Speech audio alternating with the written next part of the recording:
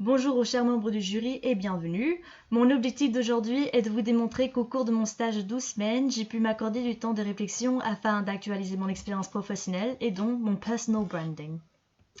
Durant cette présentation, nous commencerons d'abord par une brève présentation de l'entreprise et de ses missions. Ensuite, j'aborderai les thèmes suivants dont mes différentes tâches effectuées, mes objectifs personnels, mes points forts, mes points faibles et mes appréciations et regrets éventuels. Je terminerai cette présentation avec une projection pour ma future carrière. En premier lieu, j'ai eu la chance de travailler au sein de l'Union Management, qui est une agence conseil en communication et dont l'objectif est d'accompagner et de guider tous ceux qui ont des projets en communication. Une fois le plan de communication fixé, l'agence met en place la meilleure équipe possible pour faire aboutir les projets, dans le respect des délais bien sûr et du budget et avec un constant souci de qualité.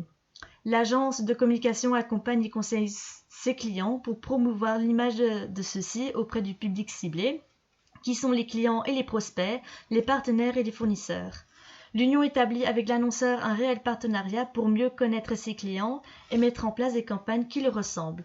L'agence possède aussi plusieurs compétences dont la production, design, web design, motion design, etc.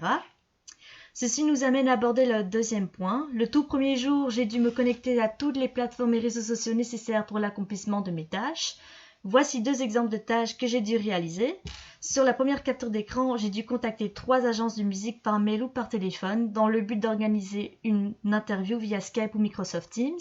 Ces interviews consistaient à interroger sur les bonnes pratiques en termes de communication pour la promotion d'un artiste et de les retranscrire sur le blog de l'Union. La deuxième capture d'écran consistait en la mise à jour d'un site web pour un projet qui s'appelle Boost. Ce projet avait pour but de venir en aide à des personnes qui ont une maladie chronique. En ce qui concerne mes objectifs personnels, le principal pour moi était surtout d'apprendre. J'étais curieuse de savoir comment les choses se déroulaient dans une agence de communication. Deuxièmement, quitter ma zone de confort. Je voulais découvrir de quoi j'étais capable et enfin m'améliorer au niveau de la compétence communicative. Durant mon parcours, ce que j'ai beaucoup apprécié sont les feedbacks de mon maître de stage qui m'ont permis de m'améliorer pour la suite de mon parcours et de bien gérer les missions qu'on me confiait. Je vais maintenant passer aux points suivants qui sont mes forces et mes faiblesses. Être polyglotte est un réel atout et vraiment indispensable dans le domaine de la communication. J'ai pu donc traduire et corriger les newsletters et affiches publicitaires soit pour l'entreprise, soit pour des clients.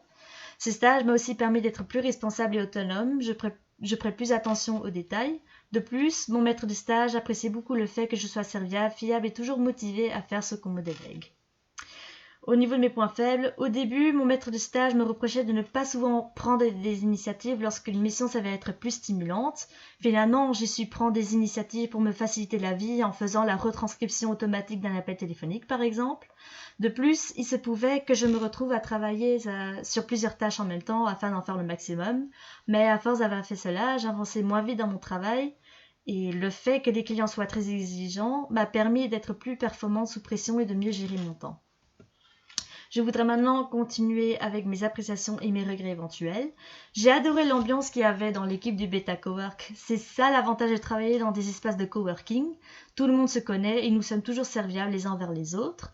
Mon maître de stage serait intéressé dans l'éventualité où je proposerais quelques idées pour l'amélioration de l'offre de l'Union. Du coup, je n'hésitais pas à relire toutes les infos que celui-ci m'avait procurées dans le but d'en tirer une bonne conclusion. La communication est donc une compétence que je suis fière de mettre en avant. Pour ce qui est de mes regrets, un de mes objectifs consistait à organiser un workshop de A à Z sur un sujet de la communication qui m'intrigue, d'en faire la promotion et d'inviter des intervenants. Malheureusement, cela s'est avéré être difficile à cause du confinement. Cela m'aurait permis de relever plus de défis durant mon stage, mais pour finir, le workshop n'a pas pu être mis en place dû à la perte de 3 semaines de stage. Dans le futur, je me vois bien travailler dans le même secteur qui est celui de la communication. J'aimerais surtout travailler dans une entreprise dont les missions et valeurs correspondent à mon profil, c'est-à-dire avoir un souci constant de qualité et être innovant, et qui me permettrait aussi d'éveiller mon aspect créatif. Constant le lieu de travail, j'essaierai de trouver un emploi à proximité de chez moi, car pendant ma période de stage, je faisais la navette au quotidien et c'était assez épuisant. Voilà, j'espère que ma présentation vous a beaucoup plu. Merci beaucoup pour votre attention et bonne journée à vous.